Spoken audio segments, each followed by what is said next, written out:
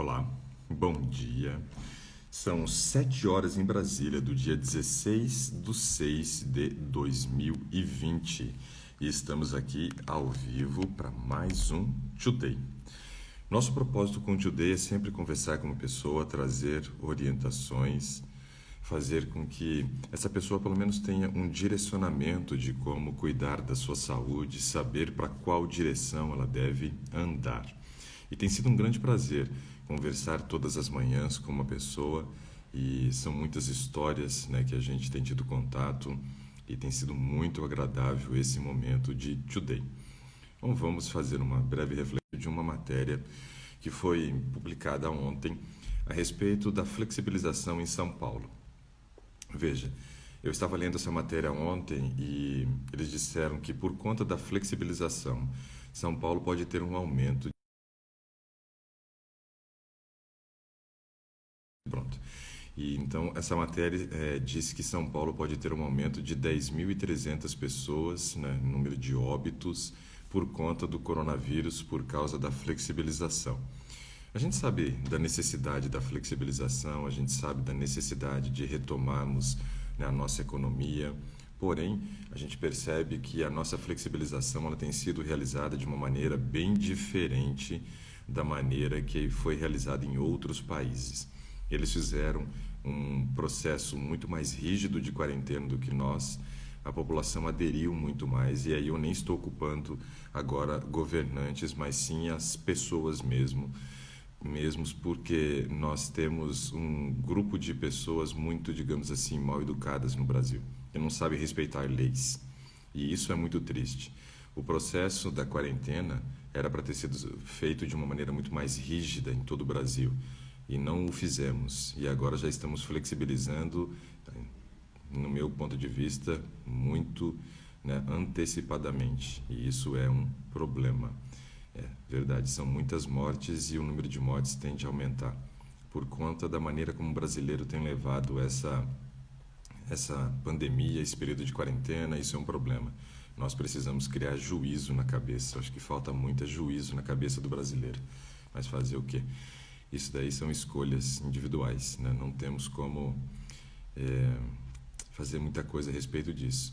Mas eu estava vendo, por exemplo, assim, em Curitiba, que eles tiveram que retroceder na questão da flexibilização, 3 vezes maior o número de casos depois que fizeram a flexibilização, né? Nós também temos o caso aqui do estado de Goiás, que aumentou em 3 vezes o número de casos depois que fizeram a flexibilização também. Brasília, eu estava verificando que nós tínhamos há 2 semanas atrás 47 mortes, agora nós já temos mais de 300 mortes aqui em Brasília, ou seja, a flexibilização talvez tenha sido feita de maneira antecipada. Sim, problema que já era para a gente até poder fazer a flexibilização se a adesão tivesse sido, né, aquela que era o esperado pelos governantes. E não foi isso que aconteceu, e agora nós estamos passando por esse período aí, e eu não sei o que vai ser. O Brasil, provavelmente, né, ele vai conseguir realmente passar os Estados Unidos em número de mortes se a gente continuar nesse ritmo. Faz a flexibilização no Rio de Janeiro para voltar ao comércio, as praias lotam, né, baile funk já acontecendo. Isso é muito complicado. Bom, vamos ver o que vai acontecer e vamos continuar orando para que Deus tenha misericórdia da nossa nação. Vamos escolher alguém aqui para a gente poder conversar. Deixa eu ver aqui.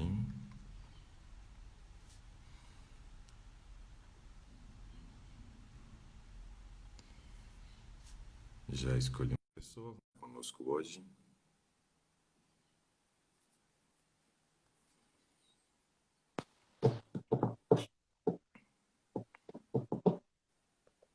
Bom dia. Bom dia, tudo bem? Opa, doutor, tudo bem? Tudo bem. E o seu nome, por gentileza? Marcelo. Marcelo. Legal, Marcelo. Vamos lá então, Marcelo. A hora que você puder virar a câmera para a gente aí, vai ser legal. Mas fique tranquilo aí. Sei que está no momento de preparação ainda. Foi pego de surpresa. É a primeira vez que eu acesso. Ah, agora sim. Agora beleza. Legal, Marcelo. Prazer. Sou seu fã, viu, doutor? Oh, legal. Que um prazer poder conversar contigo então, Marcelo. Eu vi que ontem você fez o pedido para poder participar e você falou assim, chama eu amanhã e tal. E aí eu falei, vamos ver se ele vai aparecer por aqui, e aí a gente vai Eu convidar. tô sempre assistindo, quando não assisto ao vivo, eu assisto depois no IGVT, né? IGTV, IGTV, isso aí. Então eu tenho isso, sempre acompanhado aí as lives. Doutor legal. Nelson, questão de peso. Hum, Peso, vamos lá. Minha idade, 45 anos. ok. Quando eu era jovem, super magro. Jogava muita bola, jogava bola todo dia. E depois, eu joguei bola até uns 30 anos aí. Aí eu aposentei por causa da visão. Tem que jogar bola de óculos não dá, né? Aí O eu meu, pendurei a chuteira. o meu tio, ele era goleiro e aí ele engordou muito e não joga mais futebol. E aí eu falei, nossa, tio, por que que o senhor parou de jogar futebol? Ele falou, não, porque depois que eu engoli a bola, eu não podia mais jogar. Então, cada um tem seus motivos para parar, né? O meu é o joelho que me força a parar de jogar futebol, mas eu ainda continuo insistindo. Quero E continuar tem vezes que minha até, carreira. tem vezes que eu até sonho jogando bola, incrível. Pois Mas é. vamos ver se eu faço umas lentes de contato aí e voltar a jogar bola. A gente precisa fazer exercício, Marcelo, só que assim, quando você faz um exercício que você gosta, que gera prazer, é muito diferente, é muito diferente. E para mim, jogar futebol é algo muito prazeroso. Além de eu gostar de jogar o futebol, eu gosto daquele momento de estar junto com os amigos, aquele bate-papo. Enquanto você está no time que está pro lado de fora, você está falando mal dos outros que estão jogando, está falando mal do governo e assim por diante. Então, é um momento também muito agradável, né, de lazer. Aí, né, passado o tempo, casei.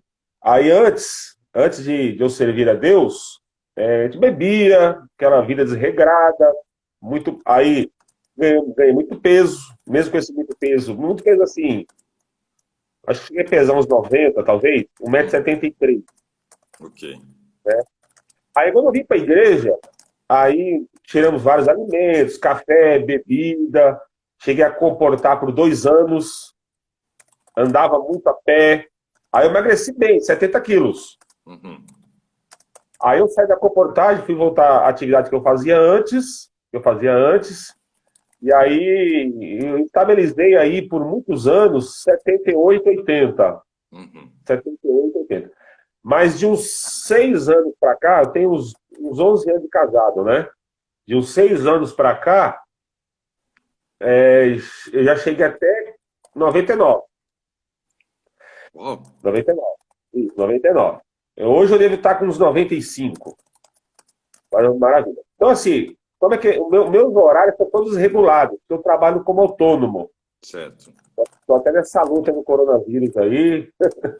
Tô meio, né? Nossa, todo mundo viu esse negócio não tá ruim também. Para mim foi muito ruim, porque a gente faz programas presenciais e não pode reunir pessoas agora. Aí, enfim. Então, o que eu faço?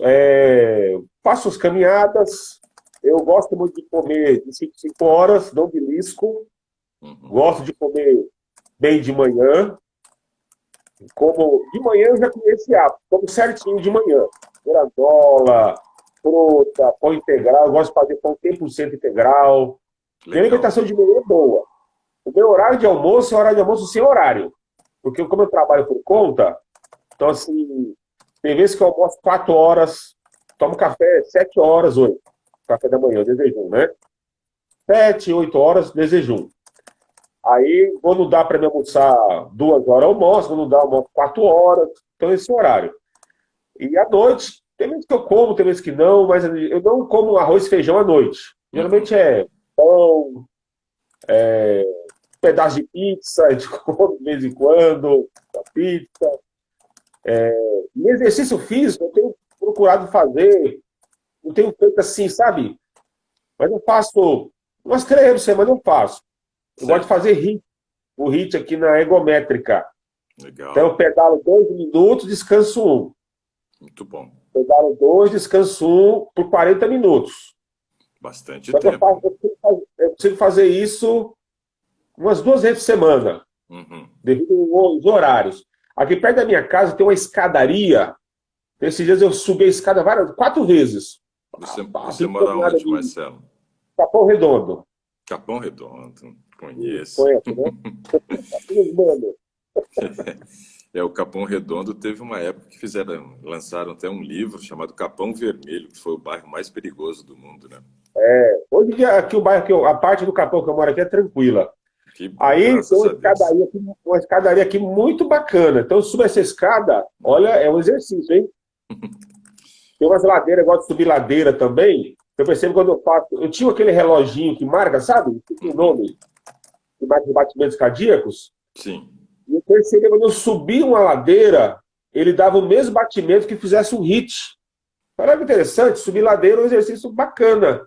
E Então, tem umas subir é ladeiras. bom, descer é ruim, né? Porque a gente fala que o joelho foi feito só para subir escada, não para descer escada, porque aí você passa a ponta do joelho da ponta do pé e você força um pouquinho, mas para subir é excelente. Eu já ouvi falar isso também de subir. E outra coisa, doutor, que eu tenho uma gastrite de estimação. E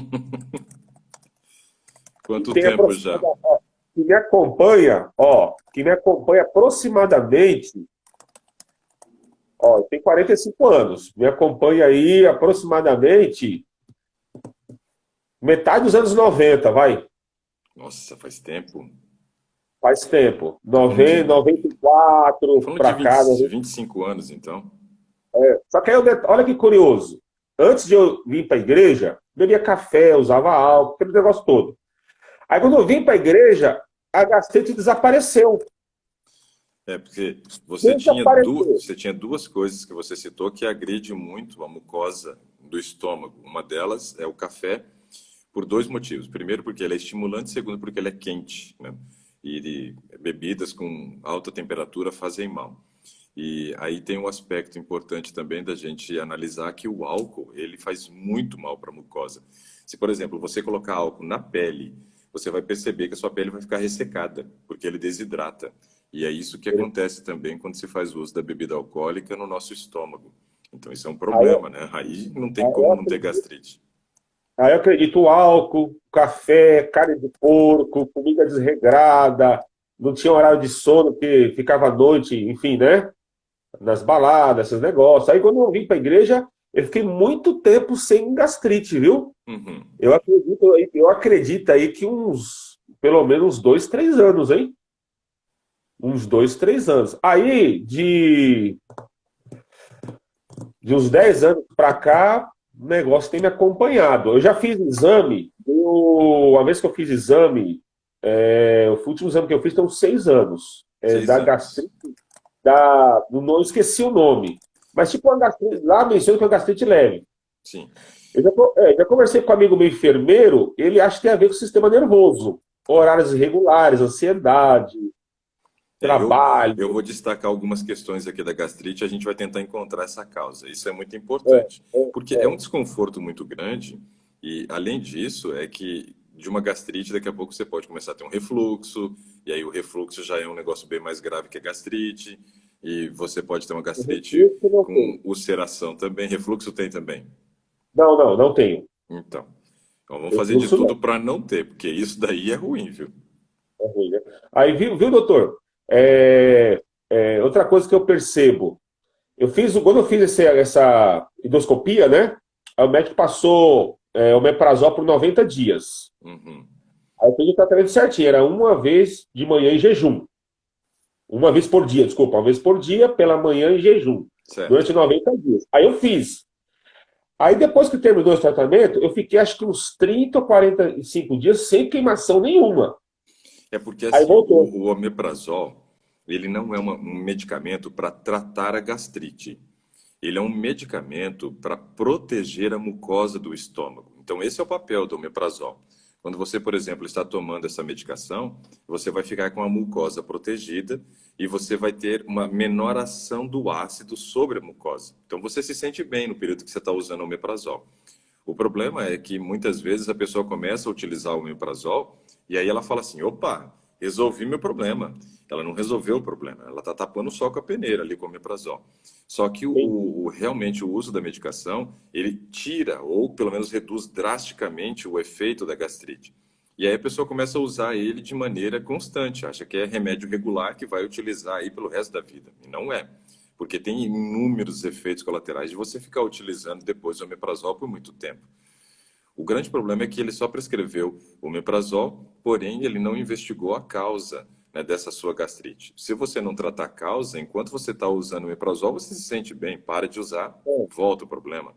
Né? Então, isso daí é o grande problema que a gente vê hoje na questão do comodismo do tratamento das gastrites. Né? E investigar a causa não tem sido o foco, e deveria ser o foco. Né? O que que eu faço hoje, por exemplo, doutor? O que que eu faço hoje, por exemplo? É, quando eu percebo, por exemplo, eu percebo que eu vou pôr o pé na jaca. A Uhum, gente vai numa reunião familiar, vai ter ali. Eu como carne, mas bem uhum. menos. Né? Eu gostaria já fui vegetariano uma época, ovo lacto, né? Eu percebo que realmente é uma coisa assim, e eu estou lutando para tentar voltar, né? É, Mas enfim, porque, ainda mais para quem tem gastrite, Marcelo, porque assim, ó, uma das coisas que mais sobrecarrega o nosso estômago é o tempo de permanência do alimento no estômago. Quanto maior for esse tempo de digestão, pior são os efeitos da gastrite. Por quê? Porque existem duas causas básicas que estimulam a produção do ácido no estômago. Uma delas e a presença do alimento na boca ou no estômago, ou seja, quando você está comendo.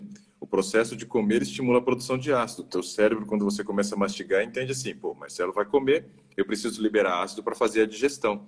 Então, quando eu faço a ingestão de alimentos, eu começo o processo da digestão e isso aumenta a produção do ácido no estômago. Quanto maior for o tempo de permanência desse alimento no estômago, maior é o tempo de ação do ácido sobre a mucosa. E aí, quando você fala, por exemplo, das proteínas de origem animal, o problema é que essas proteínas elas vêm também associadas à gordura. E de todos os nutrientes, o que mais aumenta o tempo de permanência do alimento no estômago é a gordura. Daqui a pouco eu explico melhor sobre isso. Então, quando você começa a reduzir o consumo da proteína de origem animal, a tendência é que o tempo de digestão seja mais curto. E aí você consiga fazer um esvaziamento gástrico mais rápido e você não tenha mais a ação do ácido sendo liberado para a digestão desse alimento. Mas tem uma segunda causa, e essa é a questão emocional, que essa é muito problemática. Por quê? Quando você está passando por momentos de ansiedade, estresse, depressão, síndrome do pânico, síndrome do pensamento acelerado, qualquer problema que entra nessas desordens psiquiátricas, isso tende a aumentar a produção de cortisol. E o cortisol é um hormônio complicado, porque ele tem um monte de efeitos colaterais quando está elevado. Ele é fundamental para a vida. Ninguém vive sem cortisol. Hoje de manhã, quem fez você acordar e quem me fez acordar foi o nosso nível de cortisol que aumentou.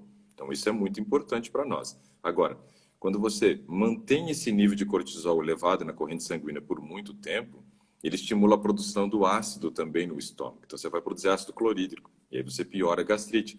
Então, é uma gastrite que a gente chama gastrite de fundo nervoso. Mas eu vou apresentar aqui algumas causas de gastrite para você tentar se enquadrar em alguma delas, pelo menos para ter um direcionamento nesse aspecto. Mas continua lá. Ó, pode fazer um peraí, comentário? tem uma pergunta interessante aqui. Ó. Deixa eu emendar isso aqui, porque é muito legal. Alguém pergunta assim, e tem gente que mastiga chiclete. E realmente, esse é um problema pior ainda do que a própria ingestão de alimentos. Por quê? Porque quando você mastiga, teu cérebro já entende que vai cair comida no estômago. Esse daí é o papel da mastigação, é reduzir o tamanho das partículas para poder Colocou na fazer o boca, processo. abre ácido. Já colocou na boca, o cérebro já entende que você vai comer. E agora A imagina dieta quando. líquida, viu, doutor? A dieta líquida, você faz uma dieta de sucos, não Uhum. produz ácido?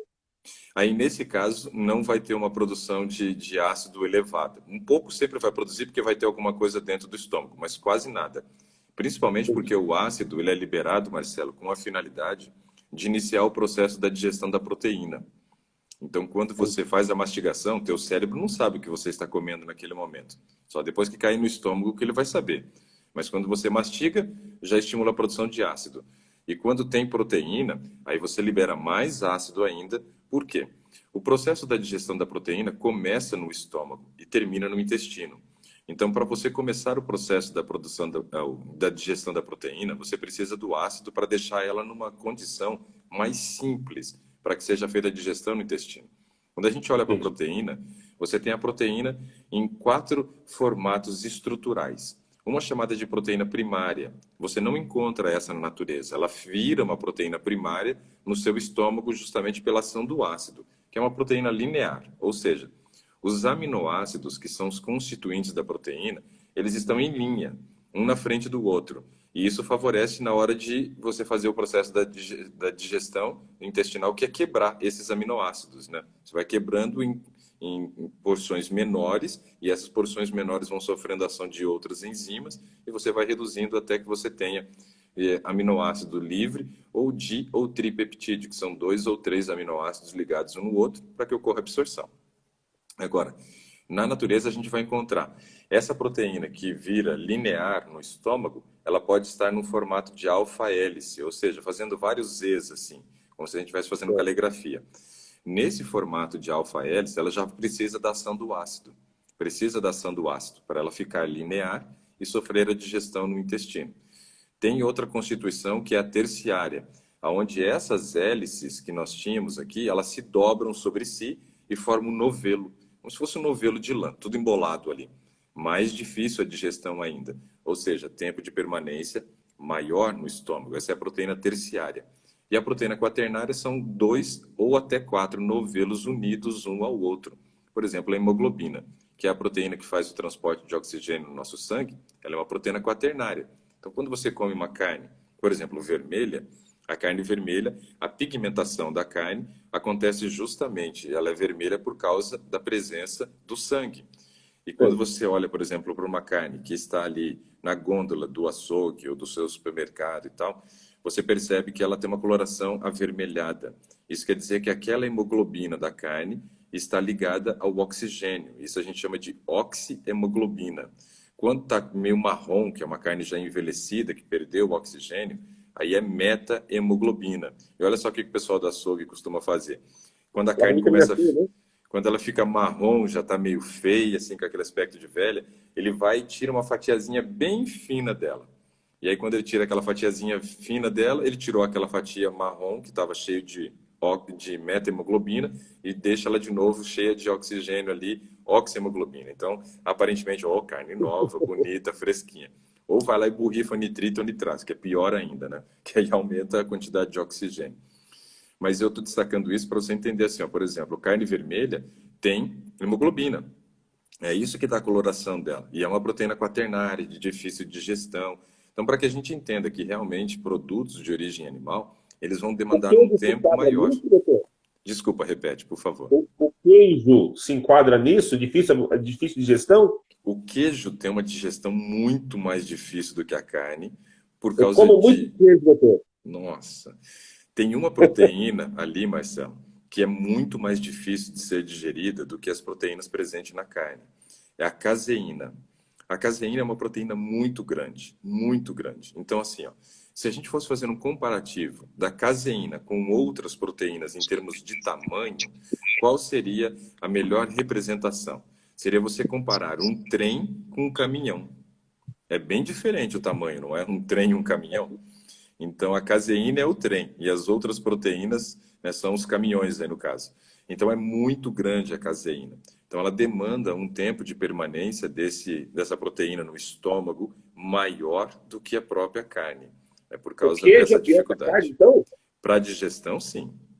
Aí você pode incluir aí requeijão, mussarela, qualquer queijo. A gente sabe que quando... Então, ricota, você tem um queijo que tem uma digestão mais rápida do que a mussarela. Por quê? Porque você está fazendo a ricota com o soro. Você não está fazendo a ricota com aquela massa que sobrou, mas sim com o soro. Então, ela tem menos caseína do que a mussarela. A mussarela é muito concentrada, como todos os outros queijos sólidos. Os queijos sólidos, eles têm uma digestão mais demorada. Os queijos pastosos, eles já têm uma digestão mais rápida, mas isso também não quer dizer que esse mais rápido seja assim, rápido, né? É mais rápido, só isso, só mais rápido. Não é aquela coisa diferente assim. Então, esse é um aspecto importante para analisar. Proteínas de origem animal têm uma digestão bem mais demorada. A do queijo, né, mussarela, prato e qualquer outro queijo gorgonzola e assim por diante, tem um tempo de digestão mais demorado até do que a carne, por ter essa proteína de difícil digestão. Agora imagina só, os rodízios de pizza de sábado à noite que o povo vai, né? Aí é problema, aí sonha com um monstro, aí não tem como não passar mal. Viu, doutor? Eu uso ainda o omeprazol. Quando eu percebo que eu vou pôr o pé na jaca, aí eu me previno, né? Opa, deixa eu tomar aqui, porque eu sei que à noite vamos no rodízio de pizza. Quando ia, né? Agora não tem, já faz quase 3 meses, né? Que bom Mas que enfim. continue então fechadas. Então, aí, sempre que eu percebo que eu vou, aí eu tomo. Então, assim, eu tenho tomado omeprazol aí 2, 3 vezes por semana. Uhum. Aí, para prevenção, né? Isso, enfim, quando eu percebo. Mas eu percebo que. Outra coisa que eu percebi com um amigo nosso da igreja, que é até palestrante de saúde, teve aqui em casa um tempo, o pão 100% integral me faz muito bem. Esse pão que você compra a integral mesmo na loja de produtos naturais, eu percebo que não me faz tanto bem. E pãozinho branco fresco, eu evito, É, mas o pão aí integral no, 100%, eu me sinto bem com ele. Acho que no, pão tem a ver com isso, né? no pão branco você tem dois problemas, né, Marcelo? Um deles é a quantidade de produtos químicos que é utilizado para o crescimento desse pão. Então, isso daí é um problema já. O segundo é a farinha branca sem fibra. Ela se torna agressiva ao estômago e intestino também. Então, aí é outro problema, porque você acaba concentrando glúten, que também é uma proteína de difícil digestão, que aumenta o tempo de permanência do alimento no estômago. Então, alimentos refinados são um problema. Primeiro, pela quantidade de fermento. Segundo, pela sua própria composição, pobre em fibra e concentrado em o glúten, que é uma proteína também de difícil digestão, que para algumas pessoas gera esse desconforto, né? E o Fábio escreveu aqui que a quarentena foi benéfica nesse aspecto, né, de fechar as pizzarias. Coitado é dos donos de pizzaria, né? Tudo quebrado agora. Mas E veja, viu Fábio, deixa eu, tudo que. deixa eu destacar um negócio aqui para aproveitar essa tua última fala aí de tomar o omeprazol quando você sabe que vai, né, enfiar o pé na jaca, encostar ou alguma coisa desse tipo na jaca. Sabe qual que é o paciente, né, que é o mais teimoso para a gente tratar, o paciente mais complicado de tratar por É, conta do seu comportamento? É o diabético tipo 1 ou diabético tipo 2, dependente de insulina. Esse daí é o mais complicado de tratar. Sabe por quê? Porque ele tem uma carta, digamos assim, na manga, né, que ele vai e utiliza quando ele quer exagerar. Então, o diabético ele fala assim: ah, hoje eu estou a fim de comer um doce, então eu vou aplicar mais insulina. Ó, então, olha o pensamento. E insulina você deve aplicar para poder fazer a absorção da glicose da corrente sanguínea para dentro das células, né? Esse é o papel da insulina. Mas aí o diabético faz assim: não, hoje eu estou a fim de comer um doce, eu quero dar uma exageradinha aqui, né? Eu vou numa festa, eu vou nisso, naquilo, então eu vou aplicar mais insulina. Eu vou aplicar mais insulina. E aí ele aplica mais insulina. O problema é que quando ele está aplicando mais insulina, a insulina é um hormônio anabólico que vai estimular a produção de gordura no organismo dele. Ele vai ter mais peso, mais gordura e mais resistência insulínica, ou seja, cada dia ele vai começar a precisar de mais insulina para conseguir o mesmo efeito que ele tinha antes, porque agora eu vou começar a criar dificuldades para essa insulina agir. Então veja, um paciente bem sem vergonha, né? Que ele usa a medicação, ou seja, a insulina no caso dele ali, para poder cometer os exageros. Eu estou vendo que você tem um pensamento de diabético tipo 1 nesse aspecto, Marcelo. Não, hoje eu vou numa festa, hoje eu quero ir num rodízio, e aí o que que eu faço então? Não, hoje eu vou tomar o omeprazol aqui para me proteger, né? Então, assim, ó, aí, sabe aquelas propagandas tipo de Engov, né, desses produtos aí para fígado e tal, né? E aí, olha só a frase. Eu gosto muito de analisar a propaganda, Marcelo, e esse daí é um aspecto muito interessante, né? Quando a gente olha, por exemplo, para as propagandas, ela sempre tem uma mensagenzinha que, se a gente for observar, a gente fala assim: olha, agora entendi, né? E aí você olha, por exemplo, para a propaganda desses, né, reparadores hepáticos aí, porque a pessoa comete os exageros. E aí diz assim: exagerou? Tome Engov, né? Exagerou, tome não sei o quê. Mas a questão não é exagerou, a questão é não exagere. Não exagere. É igual o álcool, né? Termina com a seguinte frase: ó, beba com moderação. Não, não é beba com moderação. Deveria ser não beba. Não beba, porque bebida alcoólica, mesmo que seja em pequenas quantidades, ela faz mal para o organismo. Não tem uma quantidade benéfica, né, de veneno para você tomar e não te fazer mal, né? Tem gente que fala assim: ah, o veneno depende da dose para matar. Sim, para matar, mas para fazer mal, todo veneno faz mal. E a bebida alcoólica é veneno, é um veneno. Então não é beba com moderação, é não beba. No teu caso, então, não é exagere 3 vezes na semana, é não exagere. na realidade, assim, eu exagero uma vez. Uma vez, ok. Uma vez na semana. Mas é como esses horários regulares, eu sinto desconforto. Então, por exemplo, eu sei que hoje eu vou trabalhar e não tenho horário para almoçar. Então, Isso é um opa, problema. aí eu vou lá e tomo, porque eu sei que eu posso, né? Outro detalhe que eu preciso falar aqui, doutor, para você Uhum. poder dar meu diagnóstico aí, e a solução, entre aspas, claro. Açúcar, hein? Doce. É, esse irrita a mucosa gástrica, né? Açúcar é um problema também. Almoçou, tem que comer um negócio doce.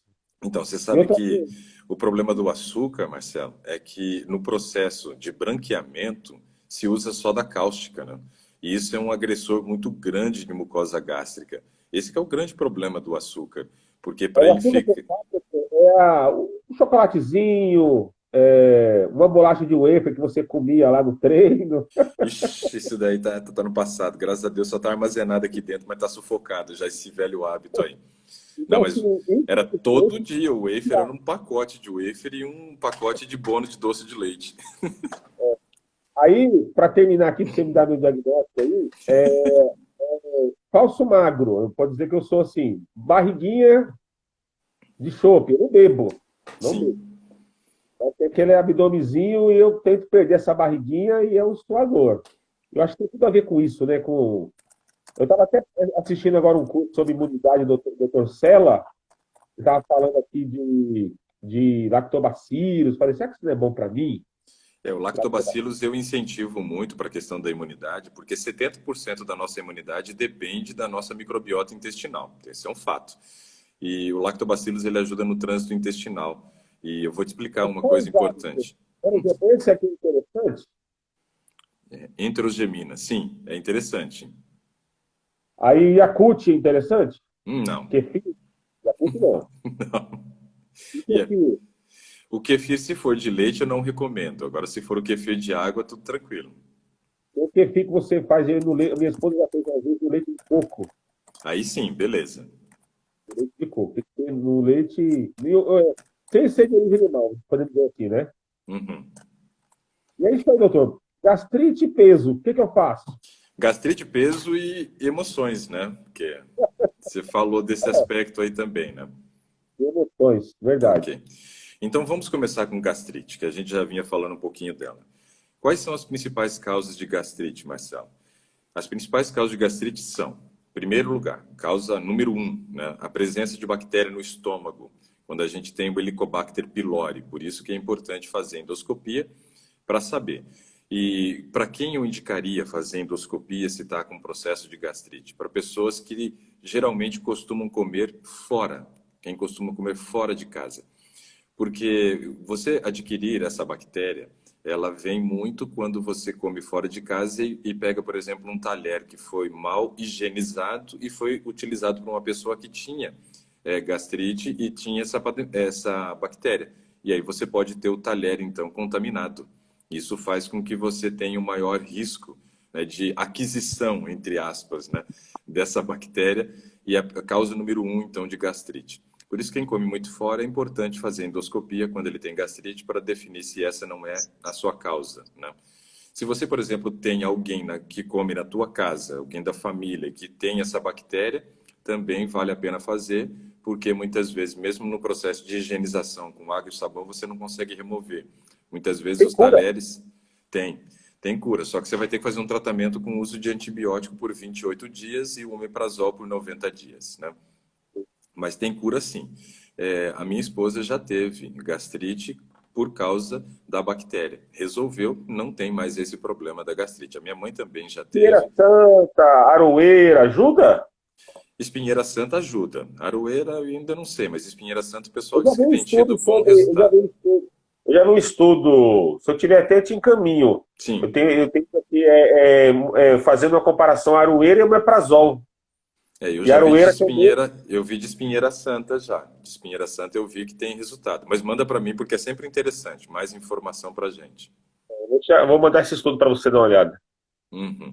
Tem gente brincando aqui que tem que usar máscara, então, mesmo até, né, na hora de comer aí, por causa do H. pylori, então. Eu comia, devido ao trabalho, eu comia fora, viu? Então.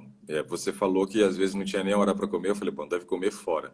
Então, Vamos essa fora, vamos fora. é importante a gente verificar. A Rosineide Burgos perguntou qual que seria a dose da Aroeira ou da Espinheira Santa, e eu teria que verificar, Rose. Eu não tenho essa informação de cabeça de qual que é a dose utilizada para poder combater, né, a H. pylori. Mas a causa número um de gastrite é a H. pylori, né? Depois nós temos outras causas, Marcelo. Quais são elas, né? Uma delas é essa questão que as pessoas hoje têm passado, né, por essa orientação profissional de comer várias vezes ao dia. É interessante que quando você descobre uma pessoa que tem gastrite, o médico diz assim, olha, você tem gastrite, então você tem que comer, né, várias vezes ao dia para não deixar o seu estômago vazio e assim você não queimar, né, a mucosa pela presença do ácido. Mas lembra que eu Isso mesmo. destaquei já nessa conversa que o que mais estimula a produção do ácido é a presença do alimento na boca ou no estômago? Então, quanto mais vezes eu como, mais gastrite eu devo ter, porque eu vou aumentar o tempo de permanência de alimento no estômago, porque eu nem vou ter esvaziado e já vou encher de novo. Eu tenho um Entendi. estômago só. Nós somos diferentes de uma vaca. Uma vaca tem 4 estômagos. Ela tem um retículo, o rumen, o omaso e o apomaso. Uma vaca teria, eu falo, condições de comer agora. Daqui 3 horas ela tira do retículo, joga para o rumen. Depois de mais 3 horas, tira do rumen, joga lá para o omaso. Ou seja, ela vai sempre liberando o retículo e ela teria condições de comer a cada 3 horas. Uma vaca pode, mas não come. A gente que não pode quer comer. Então eu falo que a gente é mais teimoso que uma vaca nesse aspecto, né? Porque ela que pode não faz e a gente que não pode quer fazer essas refeições. E eu vou contar uma história rápida aqui. Eu atendi um amigo uma vez, ele me procurou na clínica, bem acima do peso, né? E professor de educação física, mas ele já estava na fase da aposentadoria, digamos assim, dele, não estava trabalhando com educação física na época, e estava bem acima do peso. E conversando com ele, obviamente, quando ele chegou na clínica, eu já imaginei. Primeira coisa que ele vai me falar é que ele quer emagrecer, né? E, na verdade, não foi isso que ele destacou. Ele destacou a questão do H. pylori, né, que ele tinha tido, depois uma gastrite que ele começou a sofrer, e fazia 3 anos ele disse que dormia na montanha. Eu falei, como assim você dorme na montanha, cara? Ele falou, eu coloquei uns tijolos na cabeceira da minha cama para deixar mais alto, porque eu estou tendo muito refluxo, né? E fazem 3 anos. Eu falei, o que você está fazendo de tratamento? Ele falou, estou tomando omeprazol. Então fazia 3 anos que ele tomava omeprazol. E o omeprazol não é remédio de uso contínuo, né? Dá muito efeito colateral. E aí, nesse estômago, nesse caso, o estômago dele, fazia 3 anos que estava sofrendo a ação do ácido, mas também a região do esôfago. A região do esôfago também sofrendo muito. E olha só, eu perguntei para ele quantas vezes que ele estava comendo, e ele falou assim, olha, eu como a cada 2, 3 horas, do jeito que o médico me orientou. Eu falei, então vamos fazer diferente. Vamos comer menos vezes ao dia, menos vezes ao dia. E ele, quando ele fez essa colocação, né, de comer várias vezes ao dia, eu dei essa orientação e ele falou assim, cara, você é meu amigo, você não vai me matar não, né? Eu falei, claro que não, que loucura é essa? Ele falou, não, porque o médico disse que eu tenho que comer. Eu falei, tá, então vou fazer mais uma pergunta para você. Teve resultado você comer desse jeito nos últimos 3 anos? Aí ele falou, não, não teve, né? E ainda eu tô com um problema agora, que eu vou ter que fazer a cirurgia para correção de hernia de hiato daqui 4 meses. Eu falei, então vamos mudar. Vamos comer menos vezes ao dia, vamos mudar o padrão de alimentação, e aí eu vou destacar esses aspectos também. E nós mudamos. O que aconteceu é que depois de 4 meses, quando ele foi fazer o exame da endoscopia para fazer a cirurgia para correção de hernia de hiato, ele não tinha mais hernia de hiato. Ou seja, o próprio Olha aí. organismo resolveu, né, o problema através de oferecer para o organismo uma chance para mostrar o que ele era capaz. Então, isso é algo muito importante. Precisamos dar chance para o nosso organismo. Eu digo que muitas vezes nós estamos morrendo afogado em lugar que dá pé, né? Então, o que a gente tem que fazer? Tirar o nariz fora d'água, só isso. E aí deixar o corpo mostrar o que ele pode fazer por nós. Esse é um aspecto muito importante. Tá? Então, eu vejo que uma das causas, né, da gastrite é você manter o alimento cheio, o estômago cheio de alimento durante várias horas por dia. E aí Comer eu em vou excesso é um problema também, né, doutor? comer em excesso, sim. Só que principalmente quando se faz à noite. Quando você come muito de manhã, a tendência é você não ter esse problema, Marcelo, porque de manhã você passou a noite inteira em jejum. Seu corpo produziu grande quantidade de ácido, grande quantidade de enzimas e está preparado para fazer uma boa digestão. Agora, quando você não faz uma refeição adequada de manhã e depois deixa para comer muito volume à noite, aí você está lascado. Porque à noite o teu organismo ele vai produzir pouca enzima, pouco ácido, o tempo de permanência do alimento no estômago aumenta, então isso já é um problema. E outra questão que a gente tem que lembrar é que o metabolismo desacelera à noite, ou seja, você vai passar a noite inteira fazendo digestão. E aí não vai nem acordar com fome, nem preparado para fazer digestão pela manhã. Então esses são aspectos para a gente destacar aqui também. Então, quando a gente faz boas refeições, distribuindo bem a quantidade de calorias ao longo do dia, a gente respeita o nosso organismo e assim a tendência é que a gente consiga ter um resultado muito melhor no tratamento. E com 4 meses, esse meu amigo já estava num caso que nem precisou fazer a cirurgia de correção de hernia de hiato, né? E ele ainda foi ao médico e o médico disse assim, olha, deu negativo para hernia de hiato, mas tem assim uma ou outra célulazinha aqui ainda, né? Aí ele disse assim, doutor, o senhor me tratou 3 anos, né? E eu não resolvi meu problema. Um amigo meu, nutricionista, em 4 meses, né, me tirou até de uma cirurgia que o senhor queria fazer comigo. Ele falou, então não vem arranjar doença onde não tem. Ele ficou bravo com o médico, né? E a gente tem que analisar esses aspectos. Isso realmente é importante. Bom, então, Posso fazer um comentário? pode. No domingo eu estava assistindo aquele estudo de caso que você fez semana passada, Uhum.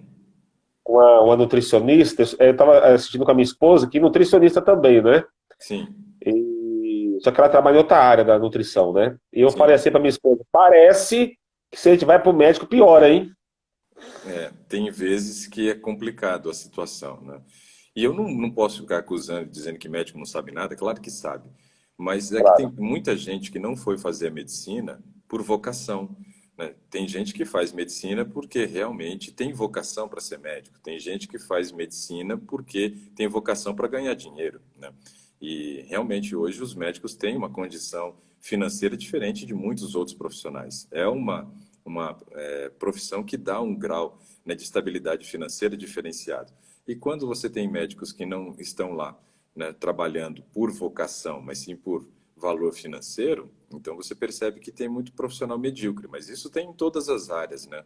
Na minha área tem, na Verdade. sua área tem, na área de qualquer outra pessoa que esteja assistindo a live, né, que seja de outra profissão, vai ter profissionais bons e profissionais medíocres. O pessoal está pedindo para você virar a câmera aí, Marcelo. Eu fiz alguma coisa aqui que sumiu a. Não sei o que aconteceu aqui, viu? Você tem que clicar 2 vezes ou do lado esquerdo, na parte superior, geralmente aparece ali uma flechinha para você virar a câmera para você de novo. Aí, Peraí, acho que deu peraí. certo agora. Eu cliquei no botão de desligar sem querer aqui e sumiu, tá preto mesmo. Se eu apertar no xizinho aqui, a conversa desaparece, né? Sim, não aperta aí não. Mas se você só apertar ali em cima, do lado esquerdo, ela está virando para você. Ela já virou e desvirou 2 vezes, eu acho. Agora. E Aí, agora? agora tá normal para gente. Tá, eu não tô vendo, não tô me vendo, mas beleza. Mas a gente está vendo você normal, fica tranquilo aí. O Maravilha, importante é que você me veja e me ouça. Deixa o pessoal te ver. maravilha. E aí, então, não coloca o dedo no nariz agora não, hein? Que agora todo mundo está te vendo.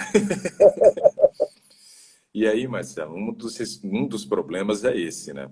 Você ter uma refeição que ela é realizada antes mesmo de você terminar o processo da digestão. Então, esse é problema, porque você nunca esvazia o estômago.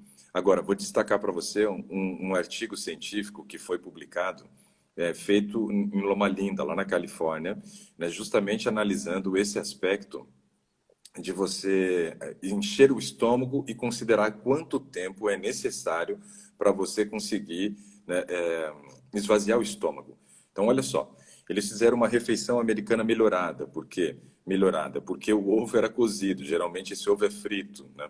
Então, eles deram uma maçã, uma tigelinha de granola, deram um ovo cozido e ainda 2 fatias de pão branco, né, de torrada branca. O comum, né, seria você encontrar no padrão americano, né? Você ter um copo de leite ou você ter uma pasta de amendoim incluída aí, e esse ovo provavelmente seria frito e colocado em cima de uma torrada com 2 fatias de bacon. Então já melhorou muito. Não é o ideal, mas melhorou muito. Só que aí eu quero destacar o seguinte: essa é uma refeição que tem fibra, então esse é um aspecto importante, ó, tem granola rico em fibra. Não é tão concentrada em proteína, porque tem a clara do ovo, que é proteico, mas não é tão concentrada em proteína quanto outros tipos de proteína. Você tem a gordura da gema do ovo, mas também não é um exagero de gordura nesse aspecto, né? Se tivesse o bacon frito, aí seria um problema. Se o ovo fosse frito, seria um problema. Agora, quanto tempo levou para que essa digestão, que não é uma refeição pesada, né, fosse processado dentro do estômago? 4 horas. Ou É. seja, depois que a pessoa come, ela leva 4 horas para esvaziar o estômago. Se nós comêssemos a cada 2 ou 3 horas, o que aconteceria? Não daria tempo de nós termos esvaziado o estômago e, nesse caso, a gente sobrecarregaria, né, o trabalho do estômago, porque nem terminei a digestão de um e chega outro alimento. Eu preciso parar a digestão desse. E quando eu paro a digestão desse, que vem o problema. Por quê? Esse alimento que fica parado dentro do estômago, esperando para seguir a sua linha de digestão, ele fica fermentando, começa a produzir ácido, isso favorece a distensão do estômago, você pode ter um risco maior para refluxo, e além disso, você vai ficar mais tempo, né, com o alimento no estômago, mais tempo o ácido agindo na mucosa do estômago. Então, esse é um aspecto importante. Essa Quanto... distensão abdominal pode ter a ver com isso? Com essa Não. gastrite? A distensão abdominal ela é momentânea com relação à questão da, Ah, da tá. Alguma coisa que gastrite. você come ali que não desceu bem, né? Aí você tem um desconforto, você percebe que a barriga ficou inchada, mas depois isso muda, né? Isso Mas muda da depois. barriguinha saliente tem nada a ver com gastrite, talvez? Não, eu acho que tem a ver com outros erros. Outra coisa. Outra coisa. Foram os Entendi. acúmulos de gordura, por conta, assim, você emagreceu e engordou algumas vezes também, pelo que você citou, né, Marcelo? E todas É, as vezes que a gente emagrece, a tendência é ter uma perda de músculo. E todas as vezes que ganha peso, não ganha esse músculo de volta, você só ganha gordura, né? E o que que tem acontecido então? Essa gordura que vai sobrando vai sendo depositada na região abdominal. Na segunda parte da pesquisa, olha o que que eles fizeram. Baseado na sugestão que a gente tem hoje dos profissionais de saúde, eles incluíram uma refeição 9 horas da manhã. Incluíram uma refeição 9 horas da manhã. Essa refeição foi um copo de leite com uma torta de amendoim, só que quem não gostava de torta de amendoim fez o consumo então de pão integral com pasta de amendoim. Já é uma refeição onde você está adicionando bastante gordura, porque o amendoim é bem gorduroso e o leite também, no caso. O que aconteceu foi que o tempo de permanência do alimento no estômago, que levava 4 horas para esvaziar, ele levou de 6 a 9 horas para esvaziar o estômago. Então imagina que se você comeu 6 horas da manhã, e aí 9 horas da manhã você foi e fez um lanchinho. Aquela refeição das 6 horas da manhã, que esvaziaria o seu estômago às 10 horas da manhã, agora esvaziava entre meio-dia e 3 horas da tarde. Só que aí meio-dia você come de novo. 3 horas da tarde, segundo essa recomendação profissional, você come de novo. Ou seja, o estômago nunca fica vazio. O estômago nunca fica vazio. E aí você tem a produzindo ação, ácido direto, ácido direto. aí você tem a ação constante do ácido. O tempo inteiro o ácido está agindo no estômago. Então, esse é um aspecto Entendi. importante para a gente destacar. Na terceira parte da pesquisa, e aí eu vou destacar isso justamente porque você falou do docinho, lembra do chocolatinho que você citou?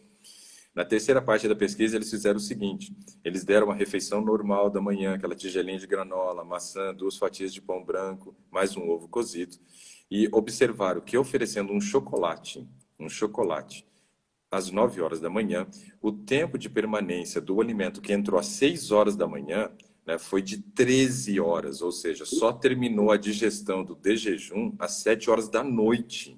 Olha que negócio louco. Misericórdia. Agora imagina, se eu vou terminar às 7 horas da noite, a refeição que eu comi 6 horas da manhã, só que 9 horas eu comi de novo, meio-dia eu comi de novo, 3 da tarde eu comi de novo, 6 da tarde eu comi de novo. Aí tem como resolver problema de gastrite? Mas nunca na vida, né?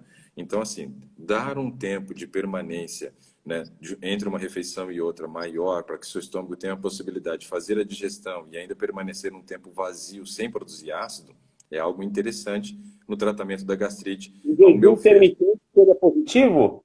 Jejum intermitente é uma opção interessante, sim, né? Nesse caso do meu amigo lá, eu tratei ele com 3 refeições, mas eu vejo que o jejum intermitente pode ser uma opção também. Eu, Você por toma um bom exemplo, de jejum, almoça, aí depois toma café da manhã no outro dia. eu geralmente faço assim, Marcelo. Meu horário de refeição é por volta de 9 horas da manhã, onde eu faço a minha primeira refeição. E eu costumo fazer uma refeição que entra naquele padrão americano chamado de brunch, onde tem alimentos do café da manhã e alimentos de almoço. Então, como bem nesse horário. Volto a comer geralmente por volta de umas 5 horas da tarde só. Então, faço só E essas aí, 2 refeições ao dia. Geralmente Entendi. são só essas, né? Quando eu viajo, porque aí quando a gente está em viagem, não dá para a gente fazer no mesmo esquema, que eu vou para fazer palestra, então eu tenho que tomar um de jejum mais cedo, aí almoço e faço um lanche mais no final do dia, ali próximo do horário do pôr do sol. E eu não tenho problema de gastrite, não tenho problema de refluxo, funciona muito bem meu estômago nesse aspecto, e eu dou tempo de descanso para o órgão. Isso é algo importante. Imagina se você trabalhasse numa empresa, Marcelo. E aí, de repente, passou o período da pandemia, seu patrão chegasse para você e dissesse assim, ó, olha, ao invés agora de você trabalhar 8 horas, eu preciso que você trabalhe 16 horas para a gente conseguir retomar o nosso sistema de produção e fazer com que a empresa novamente tenha uma estabilidade financeira. Só que eu não posso pagar mais para você, né? E aí você fica naquela assim, você fala, puxa, eu vou dobrar minha carga de trabalho, não vou receber nada mais por isso, né? E é o que tem acontecido muitas vezes com o estômago de algumas pessoas, né? Ele tem dobrado a carga de trabalho, triplicado a carga de trabalho, ou seja, está sendo sobrecarregado, sobrecarregado. E aí um desrespeito à fisiologia. Algo muito importante que a gente tem que entender é que a fisiologia, ela mostra como é o funcionamento normal do nosso organismo. E quando eu conheço fisiologia, eu respeito o meu organismo de uma maneira diferente. Eu até estou bolando agora um novo quadro para a gente poder fazer gravações, né, de assuntos importantes, que a gente já tem um nome, que eu acho que vai se chamar Ciência da Vitalidade, onde nós vamos estudar justamente como o nosso corpo funciona para o lado de dentro, onde eu vou destacar aspectos da fisiologia, aspectos de bioquímica, aspectos da anatomia, histologia, mostrando como que é o funcionamento normal do organismo, para que a gente desenvolva esse grau de consciência de entender que é preciso respeitar a fisiologia, respeitar a maneira como o seu corpo funciona. Veja um bebê. Um bebê, ele respeita 100% a sua fisiologia. Quando ele está com vontade de evacuar, né, não importa onde ele esteja, não importa se ele está em casa, se ele está dentro do carro, se ele está na igreja, se ele está no supermercado com a mãe, não interessa. Ele vai e faz, né, suja a fralda ali. Por quê? Chegou o estímulo, ele faz. A gente já é o contrário, né? A gente tem o estímulo e aí você tá, sei lá, tá na rua, você tá, fala assim, meu Deus, agora eu não posso, né? Então a gente desrespeita o organismo. Com relação ao estômago, nós precisamos justamente respeitar o órgão. Dar tempo para que haja esvaziamento gástrico, para que ele fique vazio por um período, porque é o período de Existe descanso uma dele. literatura aí que fala sobre isso, bem? Uhum. Você tem um livro, que é o livro que eu utilizo como base para estudos de fisiologia, que se chama Fisiologia Médica, de Guyton e Hall. É um livro desse tamanho assim. Eu tenho ele em PDF no antigo, serve? Serve, serve sim. É uma Ele é edição um, antiga, não é atual, não. não tem problema, porque assim, Ele é fisiologia antigo. não é uma coisa que muda muito, porque o conceito da fisiologia é um conceito muito estável. É diferente dos estudos científicos voláteis que nós temos hoje, né? Que toda hora está mudando. Fisiologia não é uma coisa que muda, bioquímica não é uma coisa que muda, é uma outra adequação que eles fazem, mas já dá para ter uma base muito boa. Né? E eu tenho a última versão agora do Guyton e Hall, excelente, né? Então, assim, conhecer o nosso corpo é muito importante. E aí, nesse quadro Ciência da Vitalidade, que a gente está começando a organizar para fazer a partir de julho, talvez, a frase vai ser a seguinte, né? Que é a frase que todo mundo conhece: conhece-te a ti mesmo. Então, esse é o nosso propósito, é fazer com que as pessoas desenvolvam um O autoconhecimento. povo perece por falta de conhecimento, né? É isso é bíblico, né? Hoje eu falo que, na verdade, o povo tem perecido é por excesso de conhecimento, que tem muita informação, você nem sabe o que é verdade e o que é mentira mais, você já está confuso, né? É diferente do passado, lá tinha restrição de informação, hoje tem excesso de informação, mas ainda assim o povo continua desinformado porque não sabe o que é certo e não sabe o que é errado. Então, conhecer o teu organismo é a melhor coisa. Então, quando você tem uma gastrite, você tem que desenvolver esse autoconhecimento. Isso é algo muito importante. Outro aspecto importante quando se pensa em gastrite é quando você tem a formação de cálculos dentro da vesícula biliar. Então, fazer um ultrassom de abdômen total é interessante para você tentar fechar um diagnóstico. Por quê? Os cálculos que se formam dentro da vesícula faz com que você tenha uma menor quantidade de bile sendo produzida e armazenado dentro da vesícula, porque uma parte da vesícula está ocupada pelos cálculos, né? Então você produz menos bile, armazena menos bile ali dentro da vesícula biliar. Qual que é o papel da bile? Quando você come um alimento que contém gordura, ele precisa primeiro passar por um processo que a gente chama de emulsificação. O que é isso? é quando a gordura entra em contato com a bile e ela que não é amiga da água, ou seja, uma molécula que a gente chama de hidrofóbica, fóbica, que tem medo da água, precisa se tornar uma molécula hidrofílica, porque o processo da digestão no intestino, ele acontece no meio aquoso, tem muita água no intestino. Então eu preciso fazer com que essa gordura primeiro se torne amiga da água. E o primeiro processo da digestão da gordura, então, é justamente fazer isso, transformá-la em amiga da água, fazer com que eu forme micelas e dessa forma eu tenha condições de fazer o processo da digestão da gordura mediante a liberação da lipase pancreática, que é a enzima que vai quebrar a gordura. Quando eu tenho cálculos dentro da vesícula, eu produzo menos bile. Nesse caso, eu não posso colocar a minha gordura toda no intestino, porque eu tenho pouca concentração de bile. Não vou conseguir transformá-la em amiga da água e vou acelerar o trânsito intestinal e gerar diarreia. Mas não é qualquer diarreia, uma diarreia que a gente chama de esteatorreia, uma diarreia com presença de gordura. Então, o teu organismo vai fazer o quê? Não posso liberar para o intestino. Não posso liberar para o intestino. Então, eu vou segurar onde essa gordura? No estômago. Então, quando alguma pessoa tem problema na vesícula, faz com que o tempo de permanência do alimento no estômago seja maior.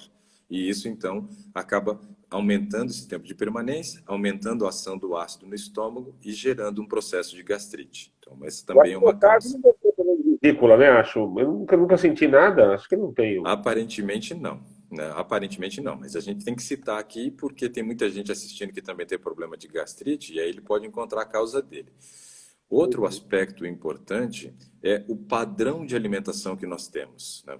Pessoas, por exemplo, que comem muitos condimentos, né? Ou seja, gosta muito de uma pimenta, principalmente a pimenta do reino, que é moída, aonde você tem uma partícula muito pequena que gruda na mucosa do estômago e fica gerando agressão e aumentando a produção do ácido. Pessoas, por exemplo, que comem produtos lácteos e têm problema com a lactose, isso pode aumentar o tempo de permanência do alimento no estômago. Pessoas que fazem uso de muita fritura, que aumenta o tempo de permanência do alimento no estômago, também pode ser uma causa para gastrite, né? Mas aí nós temos, dentro desses alimentos também, um tal de refrigerante. E vamos apresentar aqui algumas características do Isso eu não entendo, refrigerante. não. O refrigerante, por exemplo, ele é muito ácido. Isso já é um problema porque já gera agressão à mucosa. E Outra água com gás. questão, então, a água com gás vai entrar nessa questão que eu ia falar agora, que é a presença do CO2, que é um irritante de mucosa gástrica também. Então, a água com gás também pode ser prejudicial nesse aspecto, porque irrita a mucosa, estimula a produção de mais ácido por causa do CO2, né? As bolhas, né, que são formadas ali a partir do CO2. Então, esse também é um problema. E o refrigerante, ele ainda tem um corante caramelo, que é um agressor de mucosa gástrica e intestinal, que aumenta muito o risco de câncer, tanto do estômago quanto do intestino, problema também. Então, veja, o padrão de alimentação de algumas pessoas pode ser a causa da gastrite dela. Mas algo que eu vejo como sendo muito comum, e depois do H. pylori, talvez a causa mais presente, é a questão emocional. Essa questão emocional é um problema. Porque quando nós aumentamos o nosso nível de cortisol na corrente sanguínea, isso estimula a produção de gastrina e também de ácido clorídrico no estômago. Então, aprender a gerir bem as emoções é a parte importante do tratamento das gastrites, né? Precisamos verificar se essa não é a nossa causa. E aí você havia citado lá no começo uma gastrite de fundo nervoso, segundo, né, um indicativo ali de um amigo teu enfermeiro. Então, isso é sim uma causa e é uma realidade constante na vida de muita gente hoje, Marcelo. Por quê?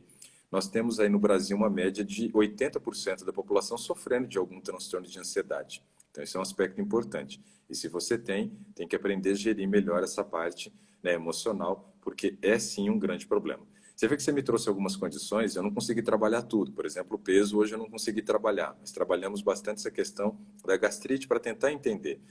Baseado nisso, nós temos 55 segundos. O que você acha que pode ser a sua causa hoje?